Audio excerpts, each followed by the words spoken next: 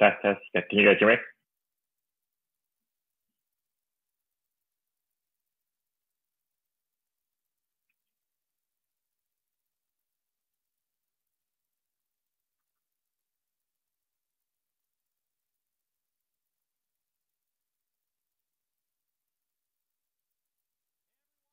Welcome to the Pat Mayo Experience live WGC Mexico question and answer period. So if you're watching on Facebook, the DK Live app, or on YouTube, start loading up your questions. I'm going to get to them, and I'm going to throw them off of Reid Fowler as well. Reid is joining me. He is not in studio. He's in the hot confines of California, where he is already complaining that's not hot enough for him. What's going on, dude?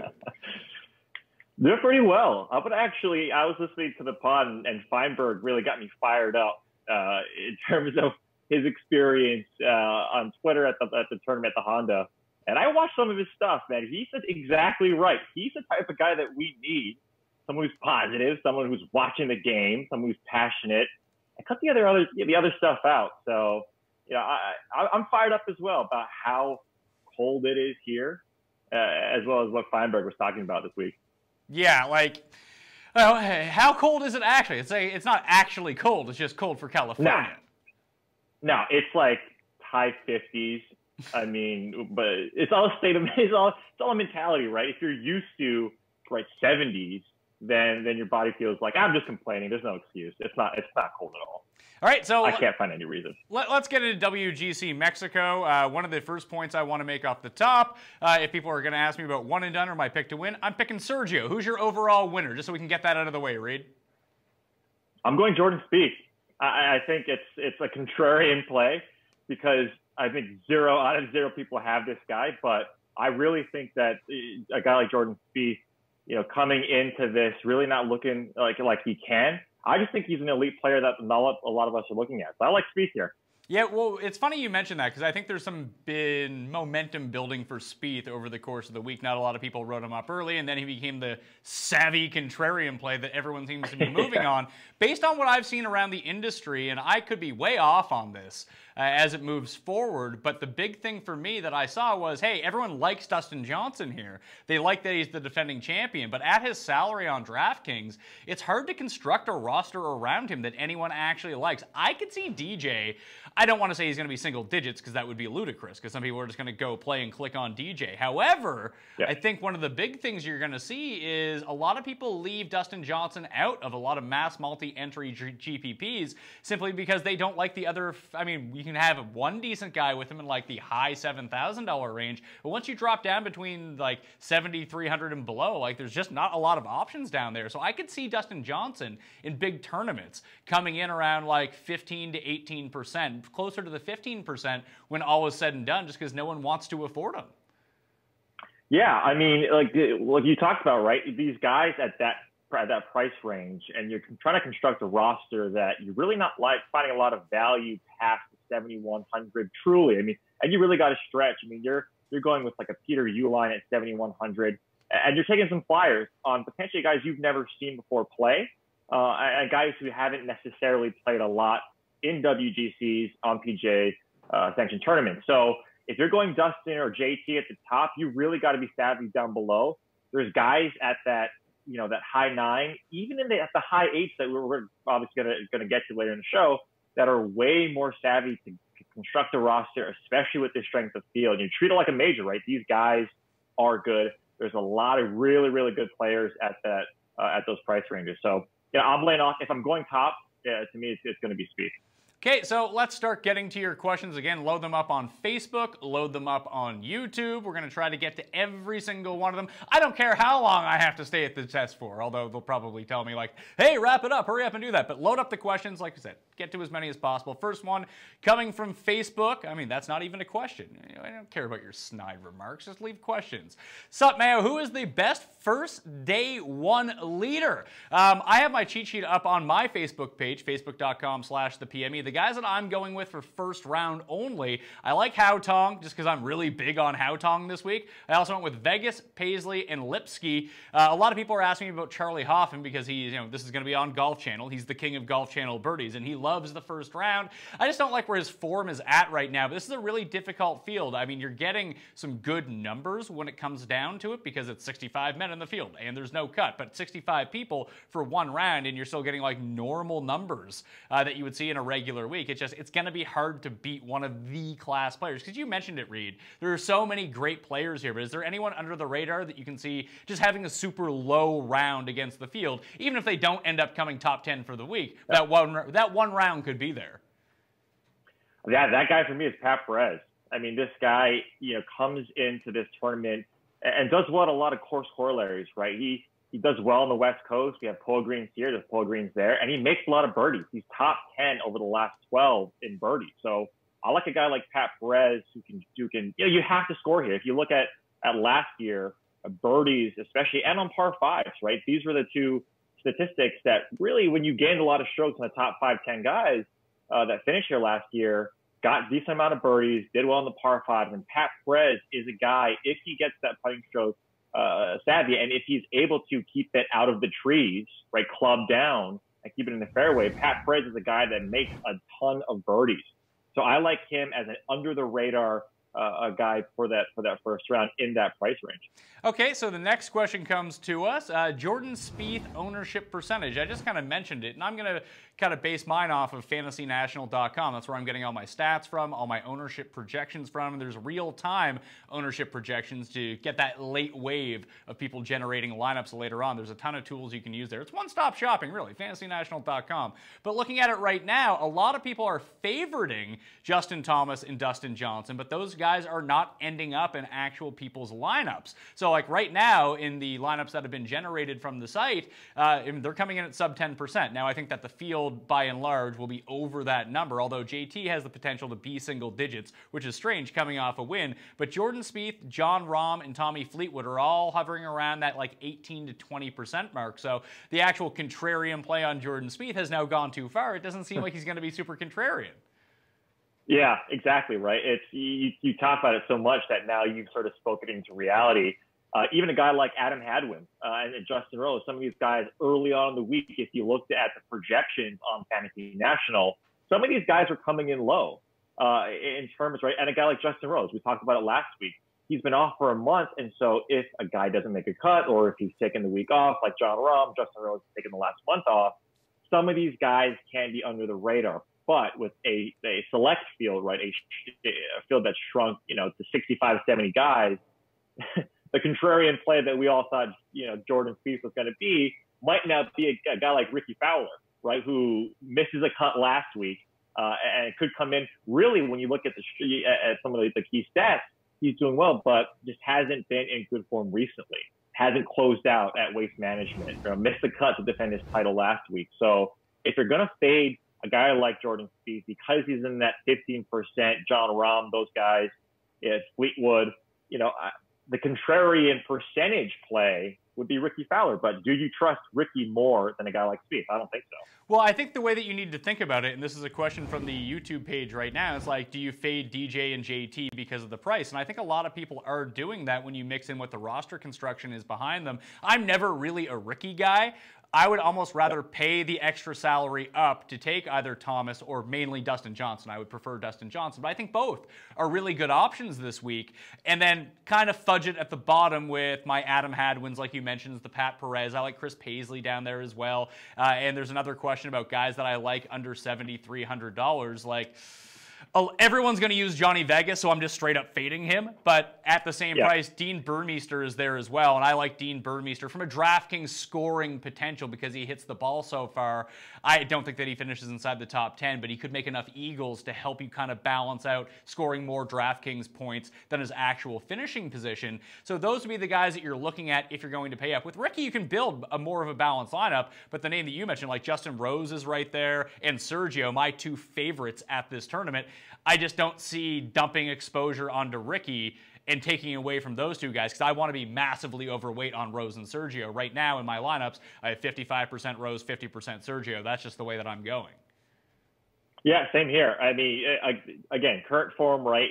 You kind of throw that out in these type of tournaments because some of these top guys coming in the WGC are top of the line, right? They're top 50 in overall world golf ranking. or obviously they've played well on the other tour. So a guy like Rickie at that price, you can easily construct, right? If you go down or if you go up a little bit, even a guy like Alex Norén, who is obviously playing very, very well, who stats out very nicely in all the key stats, putting especially, why waste, why quote unquote burn money with a guy like Rickie who hasn't really done that well, hasn't garnered a lot of our trust, and get a guy like Alex Norén who, with a few, bounces here or there, could have easily been in contention last week.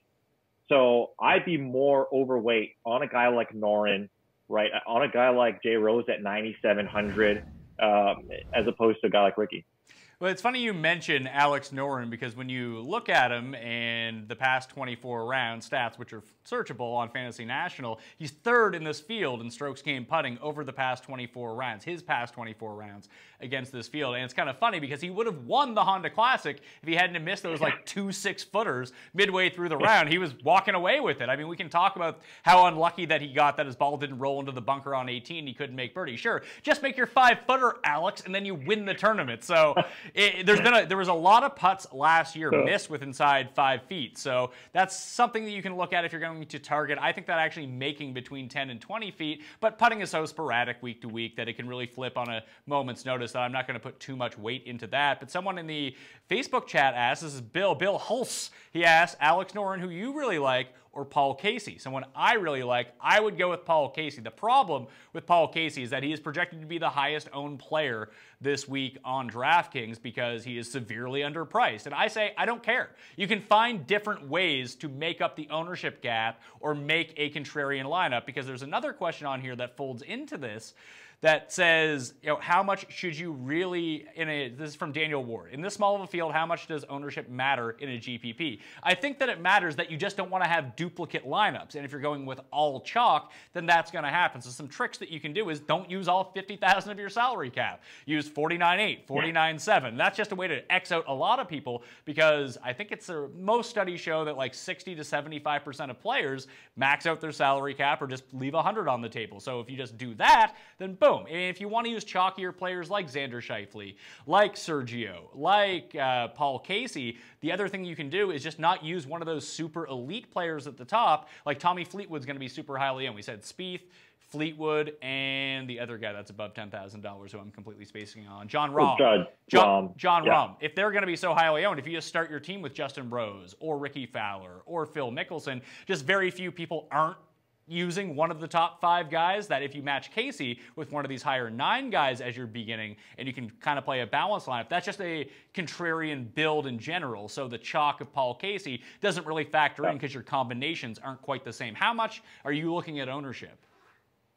Not that much, right? Not that much, because again, you want to get guys, you want return on investment. You want to get guys that are going to get you, and if you're garnering the top roster spot, these guys got to finish in the top 10, top 5, right? And I think when you look at past tournaments like WGCs, if it's not the elites like the DJs or the Tiger Woods when he was winning all these tournaments, really, any one of these guys could win. They're top 50 in the world. So I'm not necessarily looking at huge ownership, but you're right. You want to diversify, right? If you have, Schauffele, and Gary Woodland's another one who's going to garner a lot of ownership.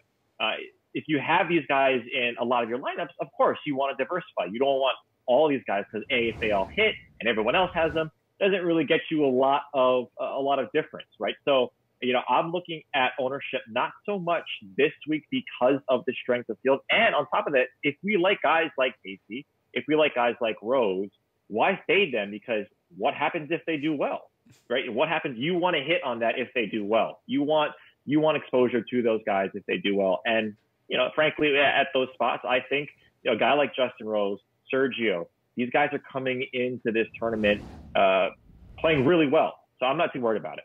All right, so some more questions about sleepers this week. And again, I find it really hard to dip below that $7,000 range. I know it's very tempting because you can build a team of like DJ and someone else, and that combo at the top looks really good. It's just I don't trust any of these guys. When we look back at the results from last year, and I understand it's a one-year sample, and there may not be enough to glean from that, but the good players played really well at this course, and the bad players played really poorly. So there is a big gap, where it's a WGC that some of these guys coming from the Australian, Asian European Tour and things like that. They're just not as quality as some of the other players in the field. So Joe asked, Gavin Green, thumbs up or thumbs down? And there's another question. If you had to, would you go with Green or would you go with Aikita? I wouldn't go with either of them, but if forced to choose, I'd probably go with Gavin Green, but he's not appearing in any of my lineups.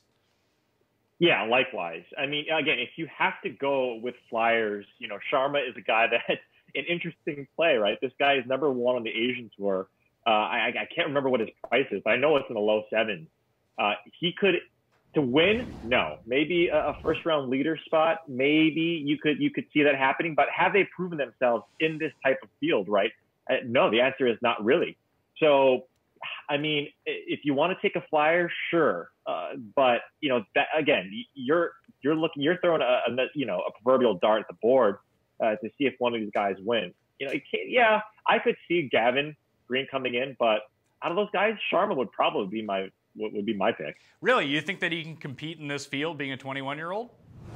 I mean, no, but at the same time, if I had to go down at that level, yeah, why not? Because look, like this guy has won. This guy has won. Again, strength of field and where he's won and who he's playing against is not the likes of a DJ, a Rahm, or even guys in that mid-range like Scheifele and Woodland, who obviously have played well, and Woodland who's won.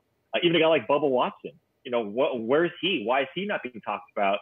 He plays extremely well. We always talk about Bubba on Bubba tracks. Why wouldn't this necessarily be one? But yeah, I don't think he's going to win. But if you're going and you're playing the odds at that, right, you're essentially throwing a dart in the dark. So the guys below $7,300 that are actually appearing in my lineups as I go down through it, I gave a hard consideration to Tyrrell and Kiradech. I think that Kiradech might go a little bit overlooked here, but I'm overlooking him too. I'm not using him. So I start with Chris Paisley will be in a few of my lineups. So will Dean Burmeister, like I mentioned. And the only other one from that level is...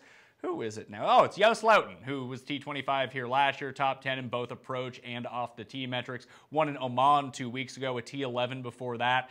I mean, the guy's a notorious party animal, and he has the coolest hair on tour. However, I think that he comes in at a really nice price here. He generally does not play well in these really, really hard fields, but he was the second last in 2017 in this tournament in strokes gained putting. So if he can just improve on that a little bit and the ball striking stays the same, he could churn out a top 20 here. So that's why Joost Luiten is going to be in my lineup. However, it seems like a lot of people are going with the Dutchman. So those are the guys from down there. In your actual lineups, Reid, who are you using below $7,300?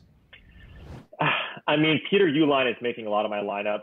I like, in terms of some of the WGC tournaments where he's played obviously in the past. I like him a little bit. He doesn't stat out that well, right? But if I'm garnering a lot of the salary up in that high 9, I'm finding that Peter Uihlein at that spot is someone that I'm really keen on. I'm not too. I'm not really high on Hoffman. Charles, he's won in tough fields, right? But if I'm looking at my roster spots, I'm not really on Byrne, Wiesberger. But Peter Uihlein is a guy that at that price, sub 7.5, I have in a lot of my lineup.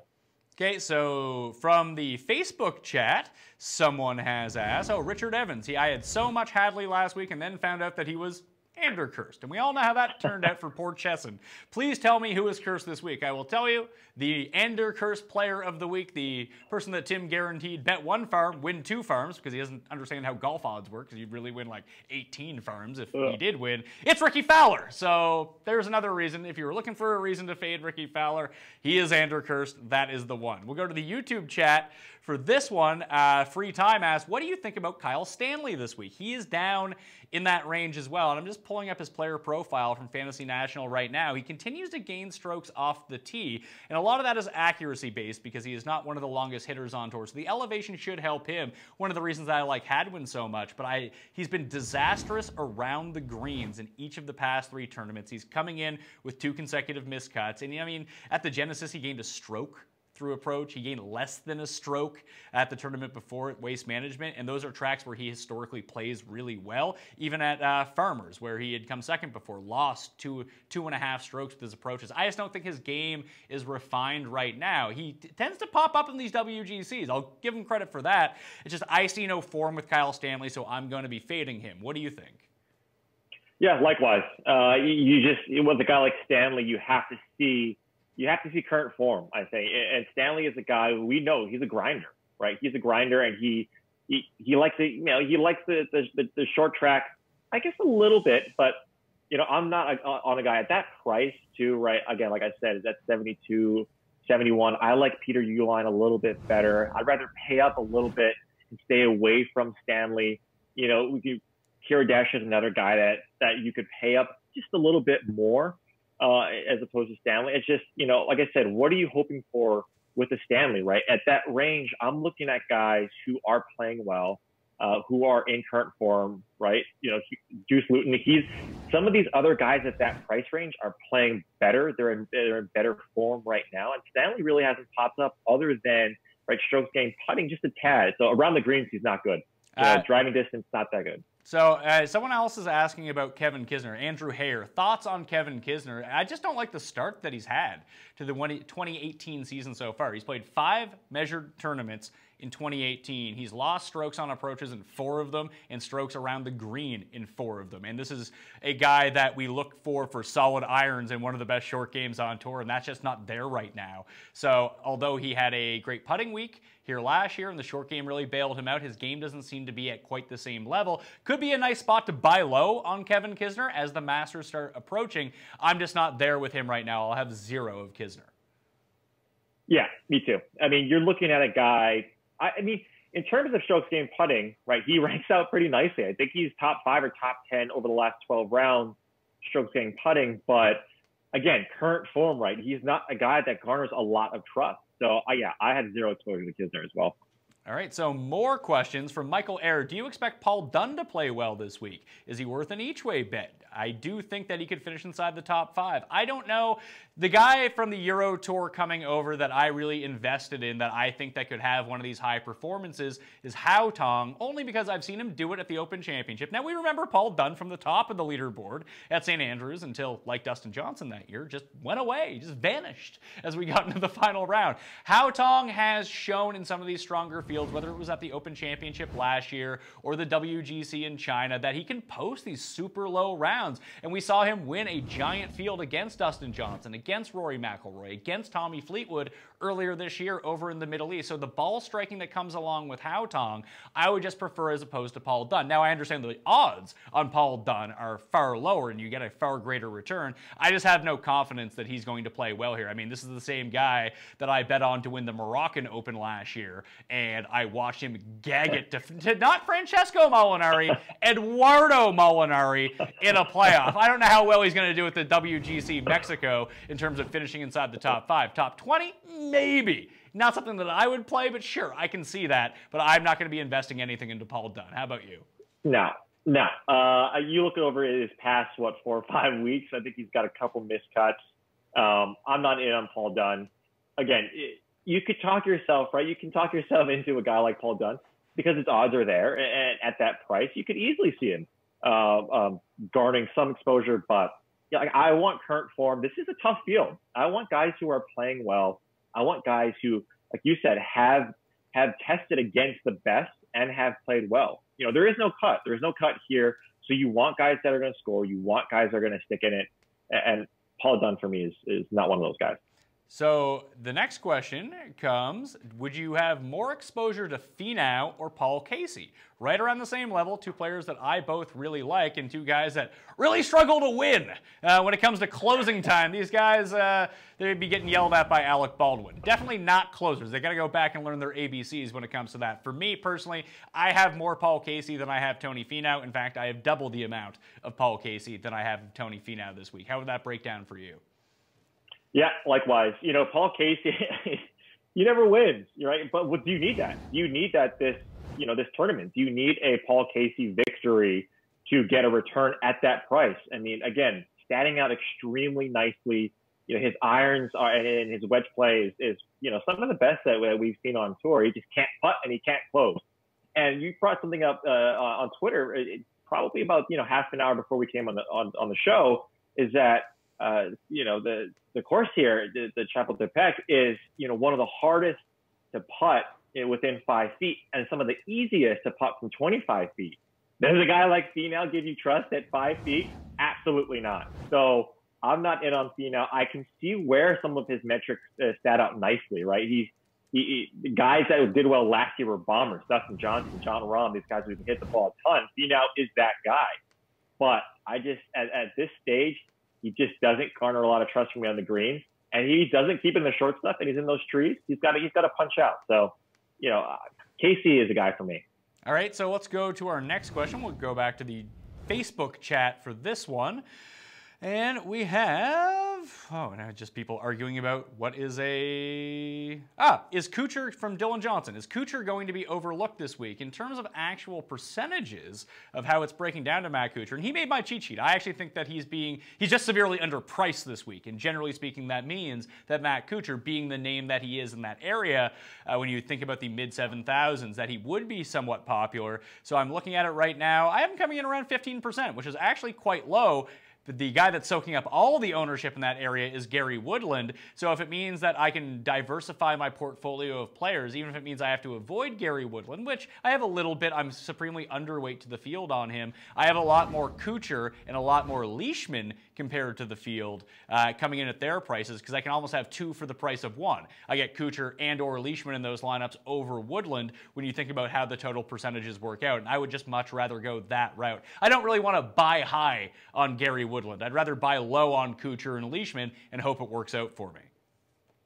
Yeah, at that price, I actually like those odds. I mean, Kuchar at a 66, I mean, he's a guy that keeps in the fairway, right? He's a guy that can take left than driver or can hit his driver and keep it in the fairway.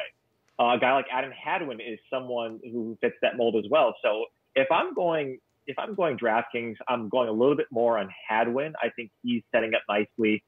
He's one of my sleepers to do well here. So if I'm choosing between those two, Kuchar and Hadwin, I'm leaning in a little bit more on Hadwin. But Kuchar sets up really nicely here, right? Because he keeps it in the short stuff, and when he can putt, right? When he gains strokes putting, he's a guy that has contended, has done well. He's another guy that we really haven't seen close, though. So if you're going for outright winners, then yeah, it might be tough, but I do like those odds. So Joe, who had the question earlier about Gavin Green, he says, who do I replace Gavin Green with? Same salary or less? I mean, I can't kind of keep hitting this home. I don't like anyone down there. I would change my lineup. I would try to save money elsewhere. I mean, if you have to have DJ, then that second guy you're going to have to drop down. If you went with Scheifele, you're going to have to drop down to Hautong or Kuchar or Woodland or one of these guys and save the money elsewhere, because I'm not going lower than that. I can't give you a reasonable explanation why one of those guys would just all of a sudden pop up. It would be an absolute dart throw and a really low percentage one. Like, do you see anyone to pivot off to down there? No. I'm in the same vein as you. Why? I mean, yes, Dustin Johnson could be low owned and a guy, right? This is the second year. So what course history do we have here other than Dustin Johnson winning last year and just some of the metrics that played out well last year from a statistical standpoint?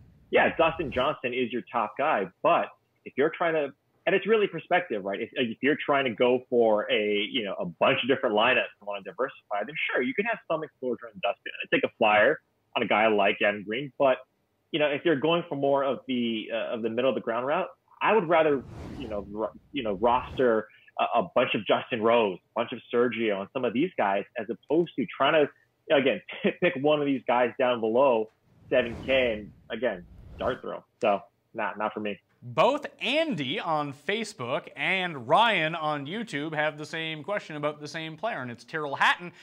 What do you make of Tyrrell Hatton? He's going to come in low owned. We all kind of know that. People kind of got on board a little bit last week when he made his venture over from Europe to play in Florida. Now he's here, and everyone remembers last year that he said he probably shouldn't have wore so many white pants on this course because he drank too much of the Mexican water, and that did not turn out too well for him.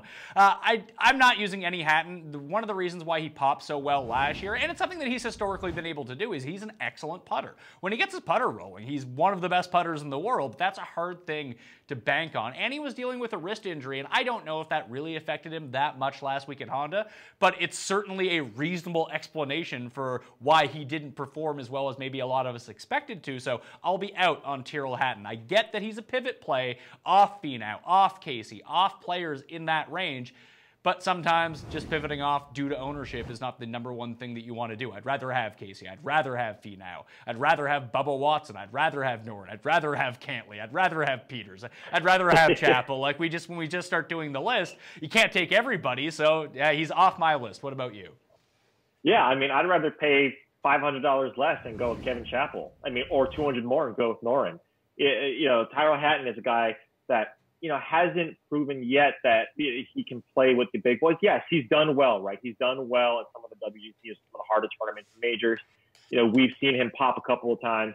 But at that price range, there's so much more value that, again, you're going off of just because you pivot off of ownership. A guy like Hatton is, you know, is juicy. It's a juicy pick. But nah, in that range, you just named off essentially everyone else, and I'm totally comfortable with that.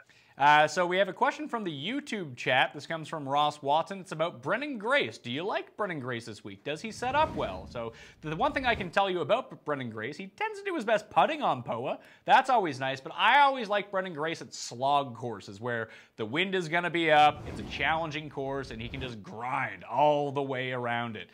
When you see, and this is one of the cool things about Fantasy National, if you go onto the player page, it has your average strokes gained round by difficulty. So he's actually losing strokes to the field in easy conditions. He gains a lot of strokes in average conditions, and in difficult courses, he gains a lot of strokes on the field. That's more of his bread and butter. So the one thing I will say is that when you look at the fairways at WGC Mexico, they're very much tree-lined. If you get into them, you're going to have to chip yourself out. And that does remind me a little bit of Heritage, just a little bit, Harbour Town, where Grace won 2 years ago.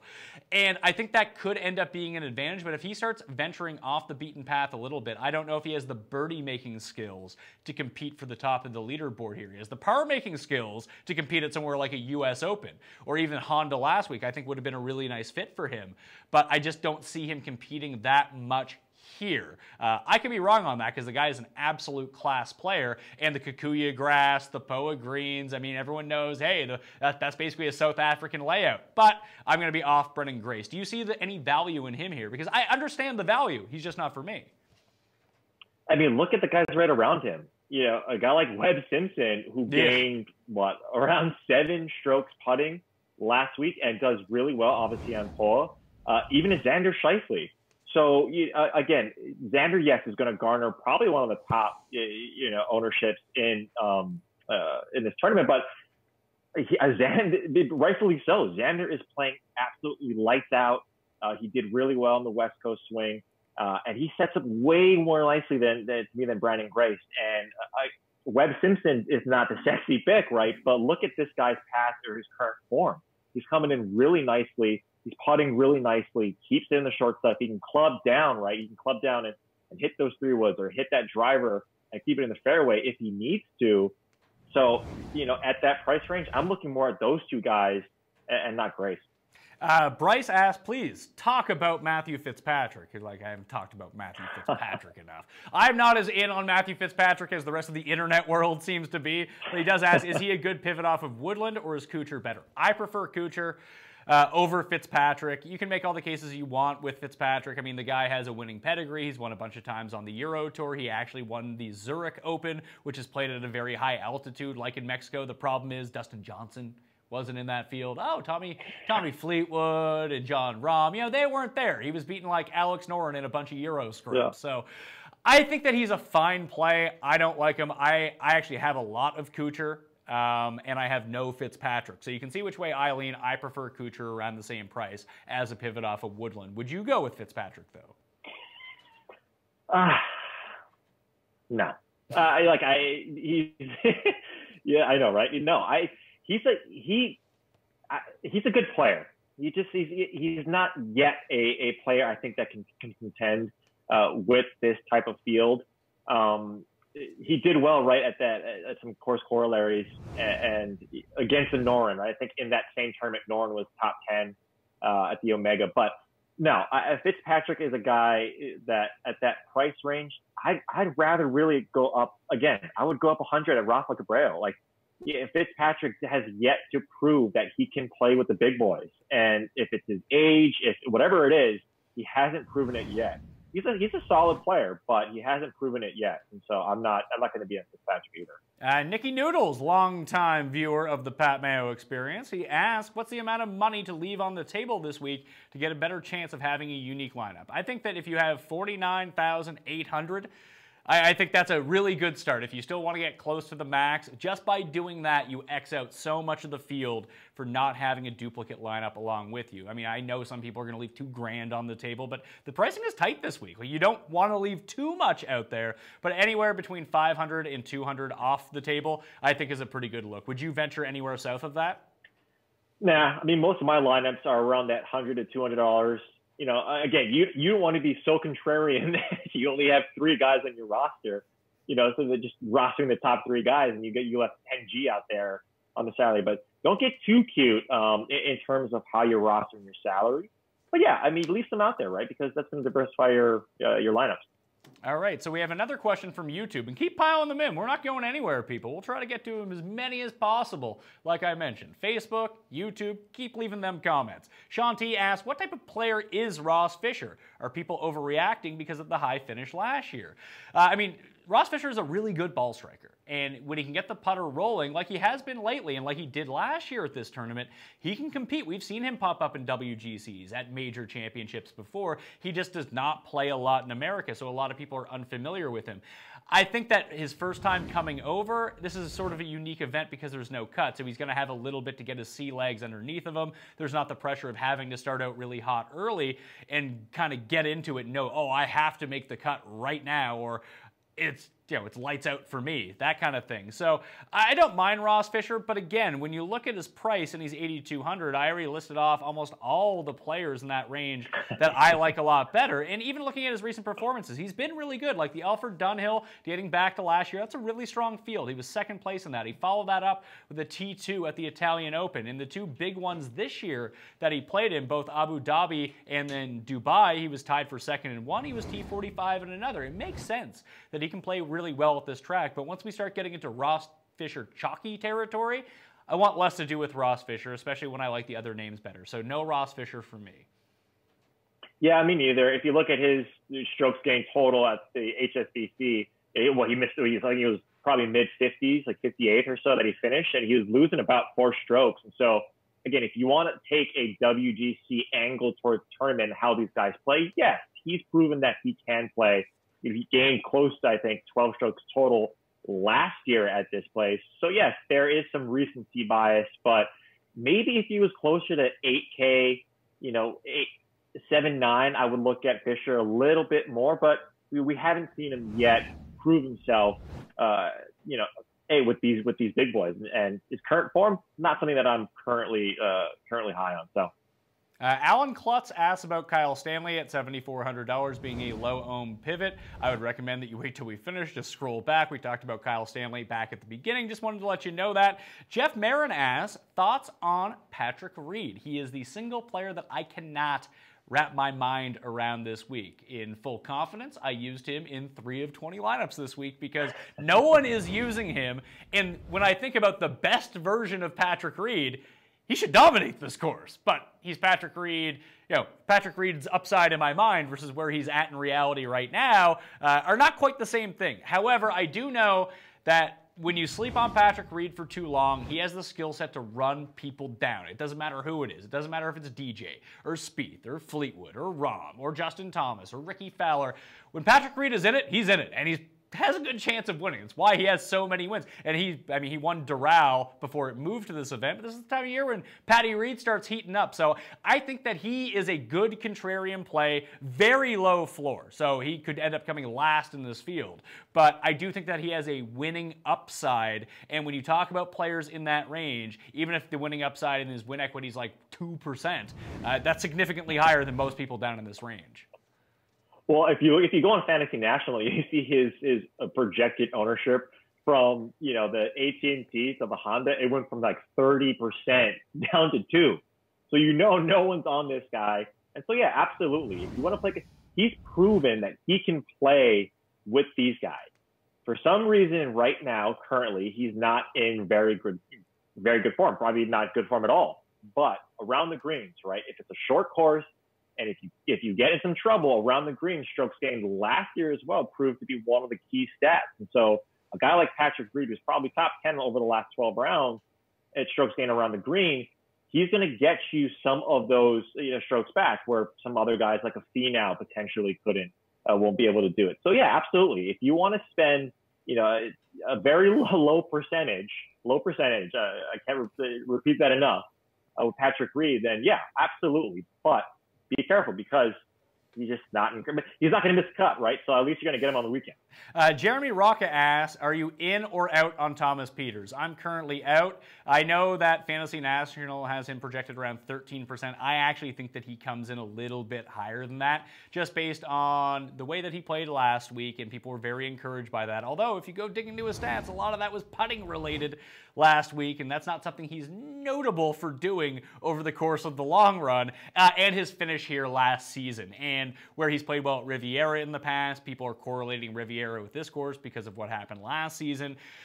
Again, I don't hate Thomas Pieters. This is more of just making a stance in that range, whether I want to pepper everyone in the $8,000 area and have little pieces of each, or just go overweight on 2 or 3 guys, and that's what I've decided to do. So for me, again, it's Casey, it's Finau. I split between Bubba and Cantlay, and I have a little bit of Chappell just to have because I know no one else is going to have him. So Thomas Pieters for the rest, I'm out. You? I mean, very low, right? I like Pieters in terms of I like him where the long irons potentially come into play, where you can club down from the driver, because you're right, he's gaining strokes putting, and so I like whenever you can gain strokes putting and sort of save yourself. I do like that. So I'm going to have a very little percentage of exposure. I probably like him a little bit more than you, but again, at that price range, we named a couple of guys that we'd rather pay up a little bit, pay down at the top, that will garner less exposure for Pieters. I've sprinkled a little bit Pieters here and there in my lineups, but not much. Tom Quinlan asks, could Cantlay pull a Rahm from last year and win the week before he's supposed to win? Because he's going to be, even with the stacked field at Valspar next week, I mean, that's where Patrick Cantlay really came onto the scene. But the one thing that I'll caution about Cantlay is, why did he lose Valspar last year? Well, in the playoff against Adam Hadwin, he put the ball into the bunker. What happened when he got into the bunker? Patrick Cantlay couldn't get out of the bunker because every time he hits it into a sand trap, he makes bogey or worse. He's getting better with it, but he's not quite up to snuff. And one thing about this course, now, he could completely throw this out the window, because one thing about strokes gained around the green is you need to be taking a lot of strokes from around the green in order to build up your numbers. If you just hit greens in regulation, then there's no need to have a short game because it never really matters. But these were the second most difficult bunkers to get out of from a scoring perspective and making par on that hole of any course on tour last season outside of Augusta. So if this is a course where he's not going to be completely dialed in with his irons, and I have a little bit of exposure in case he does that, because Patrick Cantlay is an excellent player and that could happen. But it's a lot like Graham Dillette at the Heritage last year. Through 3 rounds, he hit every single green in regulation, and he was winning the tournament. He didn't hit every single green in regulation in the final round. It turns out, guy can't chip. That's why he didn't win. So if Cantlay finds himself in some of these bunkers around the green, I think it's more disastrous for him than it is for a lot of people. And I think that there's no one in this field that's going to end up out of the bunkers on every single shot. And if that's going to be the 1 or 2 stroke difference between winning and coming like T6, T6 is fine if you have Patrick Cantlay. But in terms of talking about winning, I don't think he pulls it out this week. Yeah, and why didn't he win Riviera, right? And where was he delinquent at Riviera? It was around the green, right? It was when it came down to getting up and down. Now, he sunk that 60-foot putt, it was on Friday or Saturday, where it was very impressive to have that shot tracker that you could see. It was kind of just right in that alleyway, but I think he was 22nd, which is not bad in terms of strokes getting around the green. But you're right. Like if you're on a short track and you have to keep the ball either in the fairway and then you get off some of these tough greens, yeah, a guy like Cantlay has all the intangibles, but around the green, he's not an elite player yet. He's not a good player yet. So, I'm a little off on Cantlay. Big Merce asks, any thoughts on Bernd Wiesberger this time around? He wasn't playing well going into the Honda last week, and clearly he did not play well at the Honda at all. So, no, I'm going to be out on Wiesberger. You? Not out on Wiesberger. He burned, no pun intended, and I'm sure that's been used quite a bit. Yeah, he burned me. I had a decent amount of exposure on Wiesberger because he does gain some strokes on tough tracks. When there's a tough course, he does gain strokes. And so I had a decent amount of exposure, and I got burned. So recency bias, goodbye. Jamie asked, between these 4 players, which 2 are going to finish at the top of the leaderboard, at least the highest on the leaderboard? We have Cantlay, Phil, Peters, and Xander Schauffele. For me, I'm going Xander Schauffele and Patrick Cantlay. Those would be my 2. How about you? How do you go against Phil? There you go. It's not super difficult. I mean, put it this way. He finished inside the top 10 last year. How did he do it? Oh, because he hit into the woods off every tee and got a free drop every time? Please, there's not that many. Maybe they remove some of the sprinkler heads. That means he's going to shoot 95 this week. In disclosure, Phil does set up well for this course with his wedges and his putting right now, and clearly he plays well at Riviera. That looks like a corollary course, and he played well at this track last year, and he has excellent recent form. I just think Phil's going to be super popular, and if I can ever take the chance to fade a popular Phil, it's like Webb Simpson this week. I used a ton of Webb Simpson last week, but whenever Webb becomes the chalk, just don't use him. It never turns out well. I feel the same thing about Phil, so X-Man and Cantlay for me. Yeah, I got to go Xander. It's just, if you look at what Phil's highlights were last year at this tournament, this guy was hitting the ball out of trees.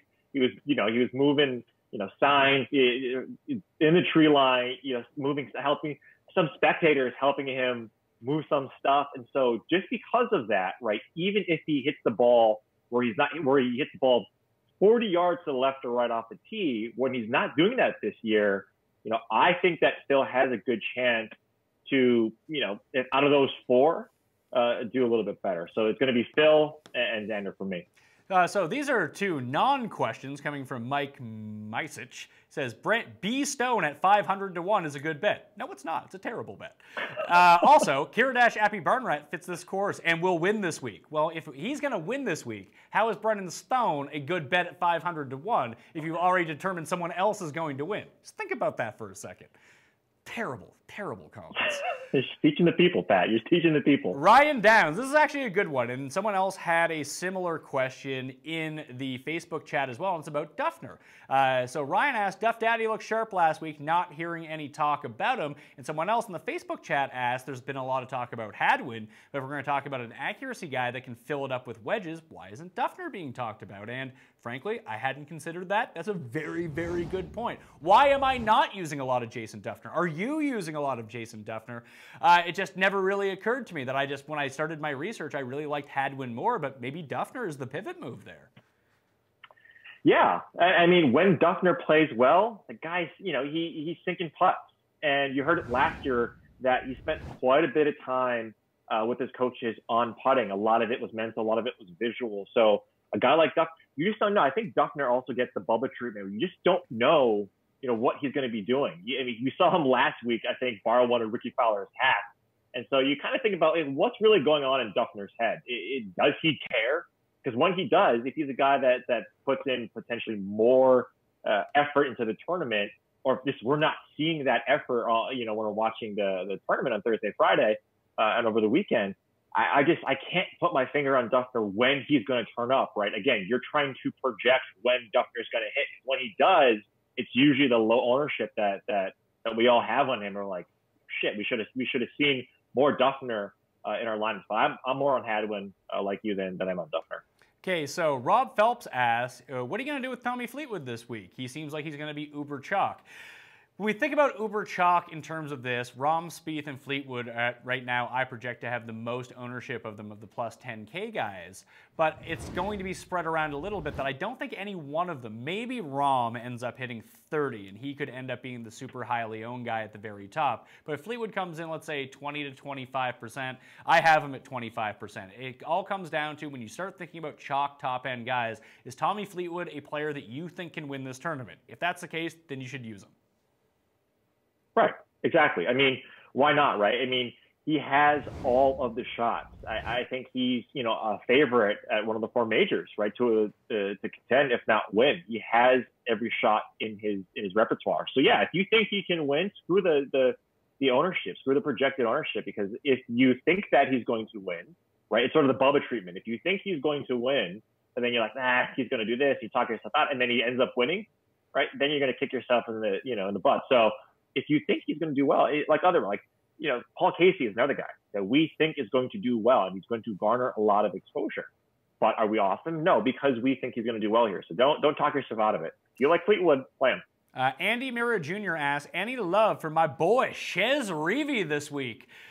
I think he's overpriced, and I think he's in a nice pivot spot if you believe in Chez Reavie, because the guy's going to keep it in the middle of the fairway, tee to green. He's been excellent, but it did really look like he hit the wall at Riviera, and he's not an elite player, at least in terms of long-term form. So can he just all of a sudden recoup the magic that he had going for like 4 straight weeks? I don't think that he's going to be able to do that in this type of field. So Chez is going to be a fade for me, but if he is someone that you do like, you're going to get him around 10% ownership.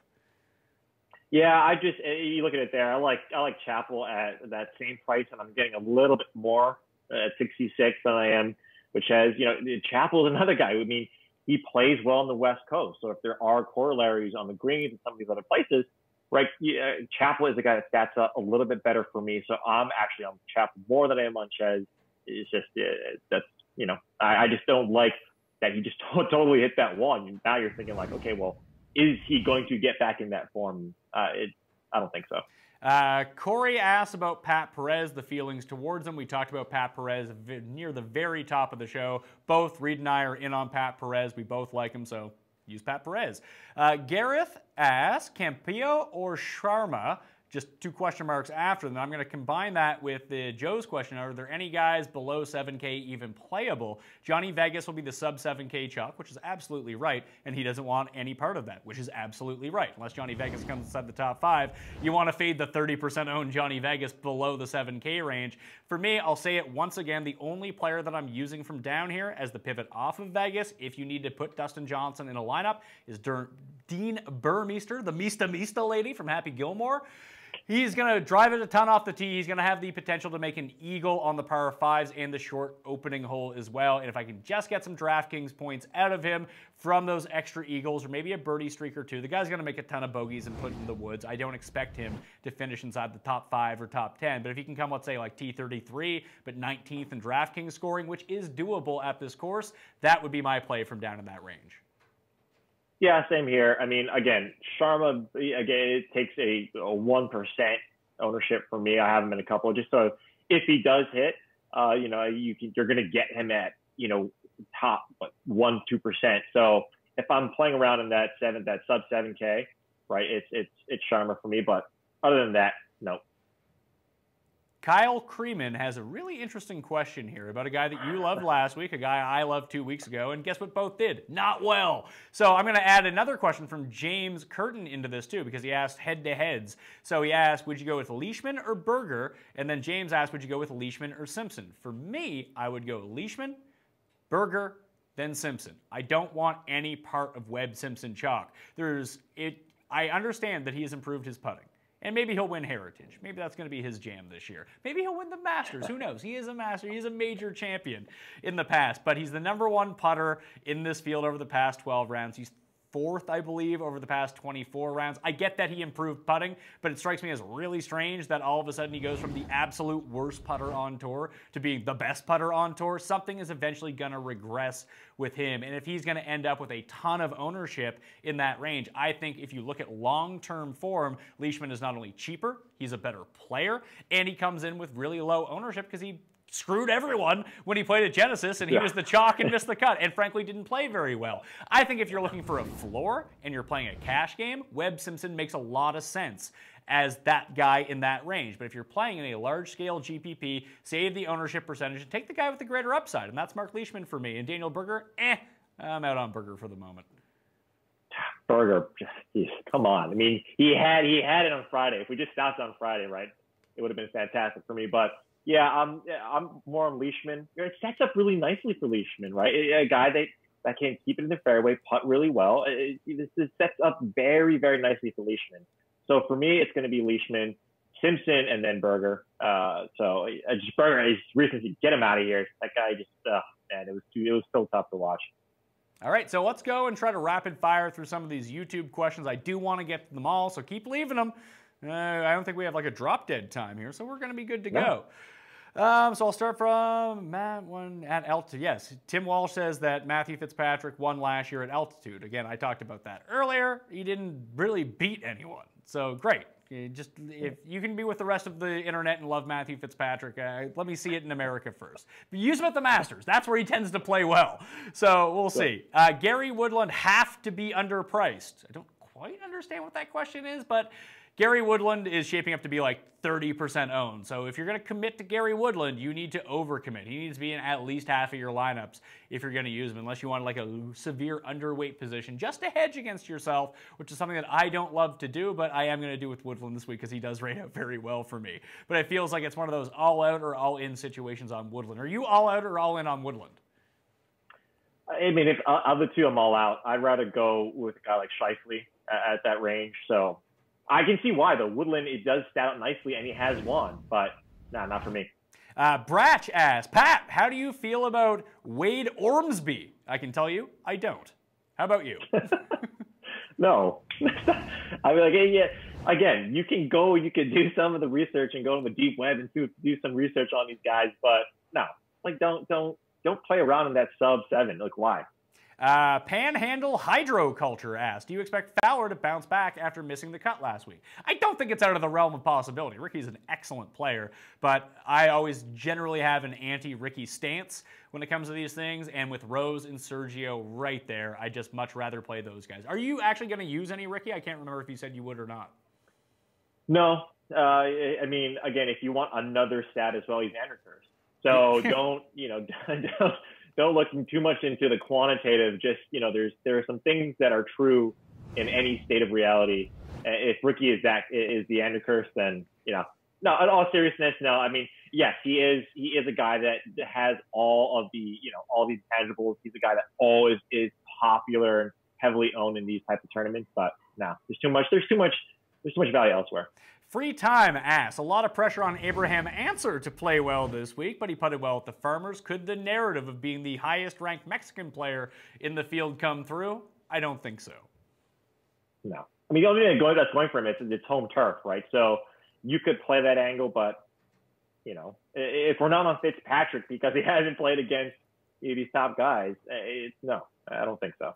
Tommy asks about Xander Schauffele. Thoughts on Xander? I bet him to win. He's one of my core players this week. I like where he's going. Putts better on POA. And of these middle-tier guys, listen, Xander won the Tour Championship last year. Not the FedEx Cup title, but the final tournament of the year at Eastlake. This guy can run down and make clutch putts when it matters. And the form is inching to where it needs to be. With Xander Schauffele, I think he's a good price. I think his odds are good. And I think that he does have decent win equity in this field, even against some of the top players in the world. So I love Xander this week. Yeah, he's one of the top plays for me as well. Outside of a guy like, I think Jordan Spieth, who's going to do, is going to do well here from from all the stat models that I've ran here. But yeah, Xander Schauffele is a guy who's proven it. He can hit the ball far. He's a bomber. He's a bomber that can putt, which again, at this type of course and what we've seen from the only past history that we have last year, these are the guys that do well. So if you're going to pick, in that mid-range and you want around that 50 to 60 to 1 odds, Scheifele's your guy. Jimmy Walker asked about Dylan Fratelli, who we didn't even really bring up. I think he's a really interesting pivot play here. Played a lot better at Honda than I expected him to do. Obviously South African, very familiar with the Kikuyu grass. We go into Mexico, he's going to be all right. I didn't use any of them, and I'm starting to rethink that now. Fortunately, I have like a day to kind of still play around with my lineups a little bit. I could see Fratelli sneaking in as sort of a 10%, 15% guy on my roster just because where his price sits, he falls in between so many popular names, and even guys that I've said that I like more than him, but if we're going to get him down in single-digit ownership, I see no reason. I actually like him more than Louis this week. Yeah, he played really well at the Honda. I mean, across all sort of key metrics outside of around the green, strokes gained, he statted out really nicely, especially putting. If you look over his last 5 to 10 rounds, I mean, 5 to 10 rounds, this guy is gaining strokes putting off the tee, right approach. He's not gaining. I think he's around a little bit less, around like that 0 to 1%, or excuse me, 1 stroke gained or lost, on ball strokes gained approach. But a guy like Fratelli played really, really well. I think he's just outside the top 10. I think he was around 11th or 12th that he finished Honda. So yeah, he is a contender at that price if you're fading Louis. So Free Time and Gary both have questions about Patton Kizzire, who a lot of people liked last week, obviously paired with Tiger. Missed the cut. Is a 2-time winner already this season on tour, though, and he's being relatively forgotten about. I think that we talked about like Dufner being a pivot off of Hadwin. I think that Kizzire is actually a decent pivot. I'm just going to kind of push on Hadwin because I do really like him here. I mean, my Canadian bias is coming out in me. But what do you make of Patton Kizzire? Because this does seem like a track where he could play really well. Yeah, it's just Patton Kizzire is a guy who obviously hit early in the season. I talked about it last week when we were talking about Honda. You just don't know how this guy does in strong fields. And again, the Tiger effect could have played to it. He could have just didn't have what he had early in the season. But even at that range, Hadwin is down there and some other guys that we talked about that we really like. I just think that he needs more experience in these types of fields to really garner our trust, because right now, outside of Sony and some of these other tournaments where their strength of the field is not as good as obviously as WGC's, I'm not too keen on Kizzire until I see it. Jacob Lynch asks about one-and-done strategy. If you're out of the running for this segment, and some one-and-dones like the one I'm in play a bunch of different segments to incentivize people out of the year. If they're out of the running, maybe they can win the last segment. So it ends this week. He says, does it make more sense to burn one of the top-end players if I'm out of it for this segment, or go to someone like Scheifele or Woodland? I would say don't go with one of the top guys. Save them for a bigger tournament. Although, if you're still trying to compete in the season long, these WGCs, this is a $10 million purse. It's $1.6 million for first prize. So if you can get a winner or a second place or a third place, that's going to go a long way to your season long totals. So if you're still in contention and you're back in the pack for this segment, I would look at one of the players that are very high end that no one else is going to use. I mean, a lot of people are not using Dustin Johnson this week. They're not using Justin Thomas because, frankly, some people have like the anti-FOMO where, oh, I missed out, I don't want them anymore. But those are just going to be lower-owned one-and-dones because a lot of people have used them so far this season too. So if you're trying to play catch-up, those are good options. But I'm kind of with Jacob here that I'm out of the running to win this segment as well. So I'm going to use, I use Sergio for one of my teams, and I'm mixing it up between like Xander and Woodland or Haotong or Kuchar or just one of those names that, do I really want to use them anywhere else? Maybe. But this is still a good spot where they can get a lot of money. What do you think? I think a guy that we're all overlooking is Bubba. I mean, Bubba is a guy that, who plays well on Bubba tracks, and this essentially as a bomber, as a guy who has maybe found his putting stroke, and that's always his Achilles heel, right? Is on the greens he loses strokes, but he's playing extremely well. And if you look at a guy at that price range and what you're getting back for a guy like Bubba, I mean, no one's going to be, if we're talking Sergio, if we're talking Rose, not a lot of people are going to be on Bubba. So I do like Bubba here.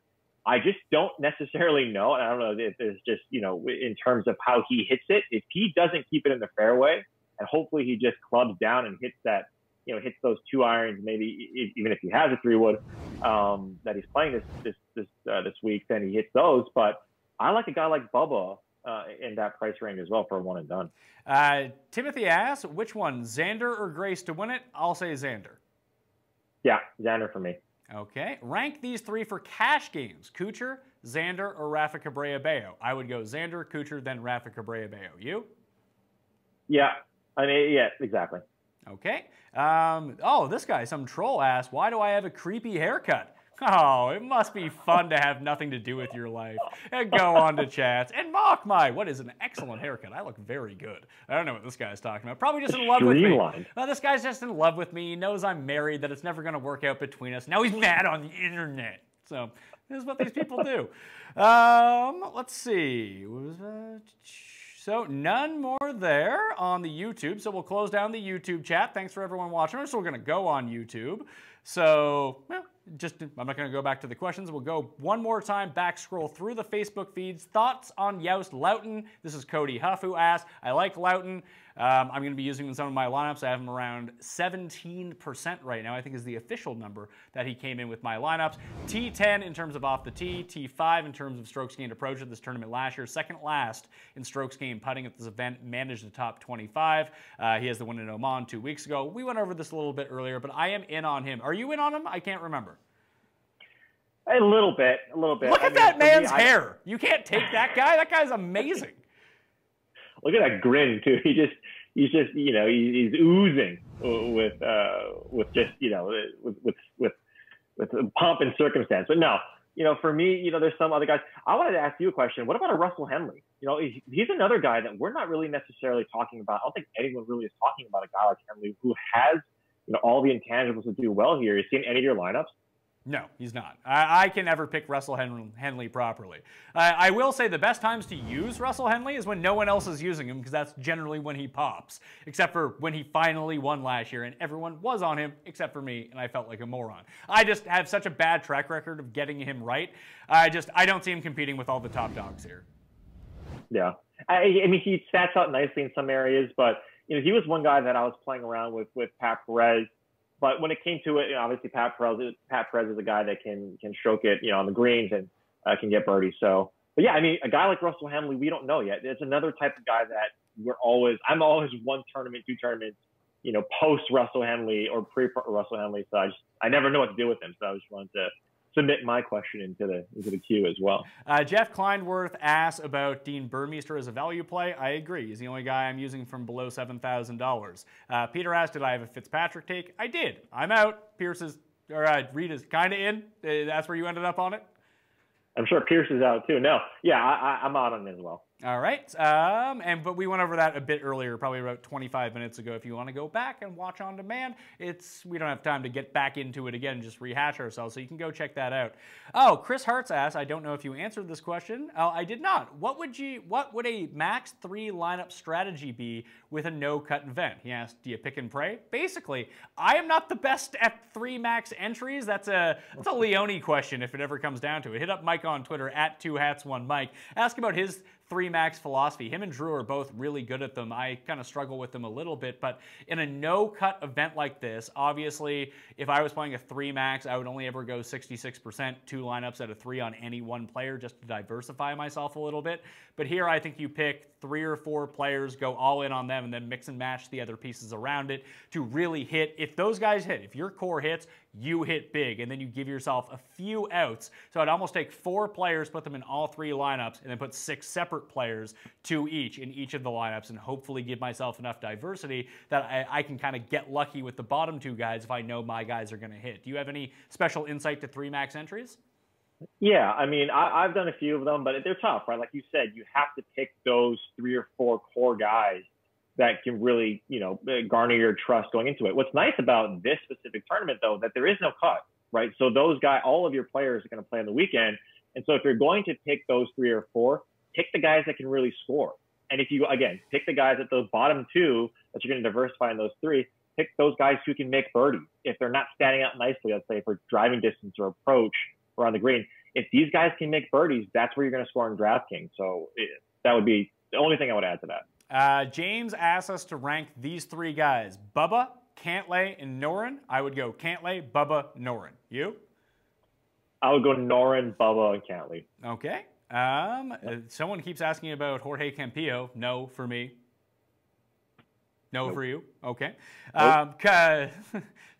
Cust is all over Rickie this week. Does that mean 100% Rickie fade? Yes, it does. Always a Rickie fade when someone is Andrew Curse. Last question of the day, and this one is probably going to apply to me, I would think. Tim asks, why Hao Tong Lee? I went over this a little bit earlier, but I look at the types of players that have done well on this course in the past. The one-year mini sample that we have, which is not the end-all, be-all.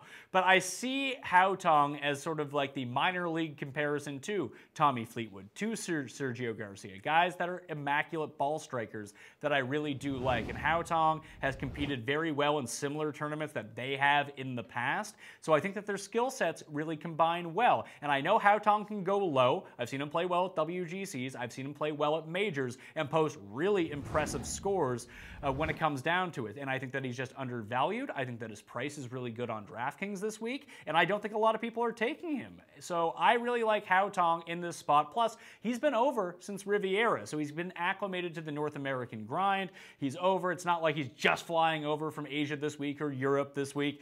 He's going to be acclimatized to the time zones. I think that Haotong is a really sharp play, but I'm wrong all the time. He might come dead last. He's Haotong Li. But I do think they have substantial upside, even top 5, potential win equity. And like I mentioned before, Patrick Reed has win equity down in this range, so does Haotong. And that's really about it. And if you can get a winner at $7,300, whoo, you're probably going to win a lot of money.